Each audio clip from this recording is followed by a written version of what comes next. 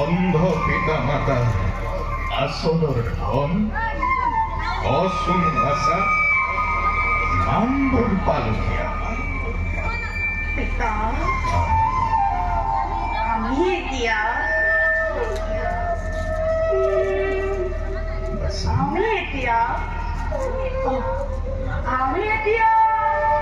অযোধ্যা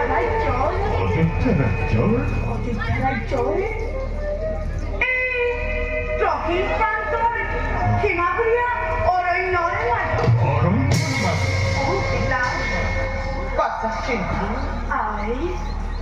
তই আমাৰ জীৱনৰ একমাত্ৰ সম্বল মাতৃ হৈ নেদেখিলো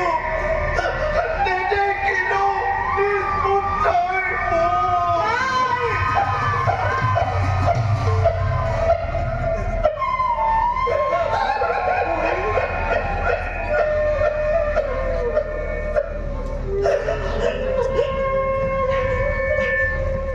basta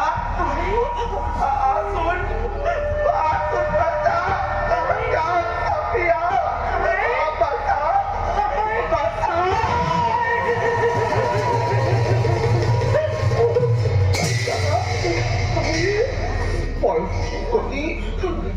Poi tôi cũng có để mà nó qua con tôi đi bắt বাছা আৰে মোৰ শুন তইনো আৰু আমাৰ বাবে কিমান কষ্ট সহ্য কৰিবি বাছা কিমান কষ্ট সহ্য কৰিবি কচোন কিমান কষ্ট সহ্য কৰিবি সঁচা কথা আমি অপরাধী তোর পিতা আমি তোর দলদ্রক হই তোক যে কিমান শাস্তি দিছো বাছা তোক যে কিমান শাস্তি দিছো পিতা তোমাকে বেলেগকৈ নকবা পিতা কিন্তু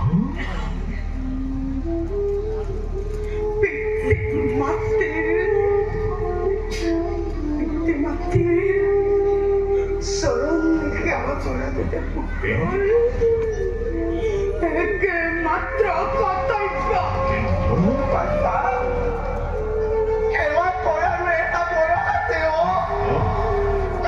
এই কোমল বয়সত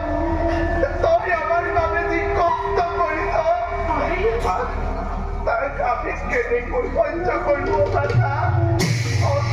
কেনেকৈ সহ্য কৰোঁ কি কষ্ট কৰিছো মইনো কি কষ্ট কৰিছো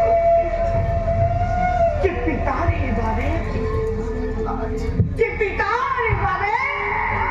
এই বিনন্দীয়া সৃষ্টি দেখিলো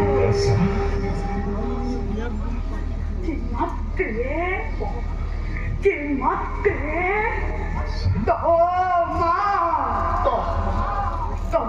তিন করে ভূত ধারণ করি ঘর অমৃতের মুখ টাঙরে করিলে তেনে প্রকৃতন জানো কোনো পুত্রে খুঁজিব পাৰিব কেতিয়াও নোৱাৰে আই কেতিয়াও নোৱাৰে পিতাও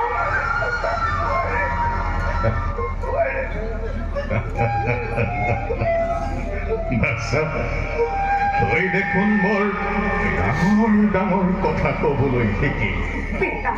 শুনিছানে প্ৰিয়ে আমাৰ ভাষাই বৰ ডাঙৰ কথা কবলৈ শিকিলে জীৱনে শিকাইছে যি বয়সত তোৰ ভমনীয়াই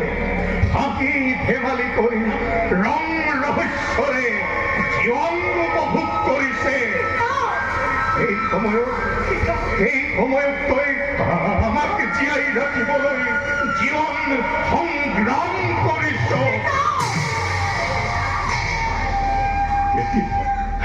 কেতিয়াবা ভোকত কেতিয়াবা অনিদ্ৰাত চাৰে চোখে ৰ'দে বৰষুণে থাকি তই কিয় বাছা তই কিয় আমাক জীয়াই ৰাখিছ তই কিয় আমাক জীয়াই ৰাখিছ কিন্তু অন্ধ হলেও মই তোমালোকৰ পশ্চায়ত থাকি সাহস পাওঁ তোমালোকৰ অবিহনে যে মই তেনেই নিথৰুৱা বাছা বুলি যেতিয়া এখাৰি মাত মোৰ হাত পৰি যায় পিতা আৰু আই বাছা বলো যাও আমি নিষ্পক্ষ স্থানে বল পিতা বলো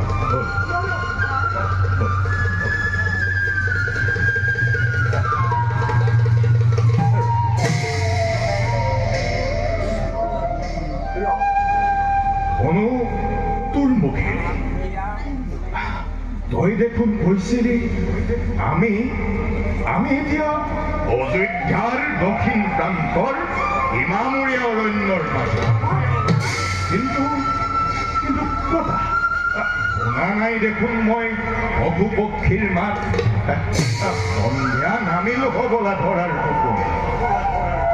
নহয় পিতা হ্যাঁ? নহে এইটো অন্যায় ভাৱ পঞ্চবৰ্ষে অনাবৃষ্টিৰ বাবে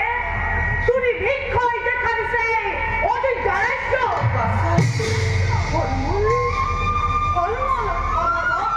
প্ৰজাসকলৰ লগতে পশুৰ পক্ষীয়েও এৰিব লাগিছে ৰাজ্য প্ৰজাসকলে গণনা কৰিছে যে কি বুলি কৰিছে বাছা? ৰাজা দশৰথৰ বাবে দশৰথৰ বাবে অযোধ্যা ৰাজ্য ঠিক এনে অৱস্থা বাছা কিন্তু আই বাছা শুনচোন আমাৰ চিকলা আশ্ৰমতো হৈছে নেকি ফল মূলৰ অভাৱ আই নহয় নহয় প্ৰিয়ে আমাৰ শ্ৰীফল আশ্ৰমত কোনোদিন নহয় ফল মূলৰ অভাৱ নাই কিন্তু তথাপিতো মোৰ মোৰ মনত লাগিছে বেছি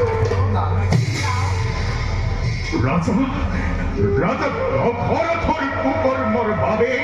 অযোধ্যাৰ শান্তিপ্ৰিয় প্ৰজাগণে ভুগিছে নিকাল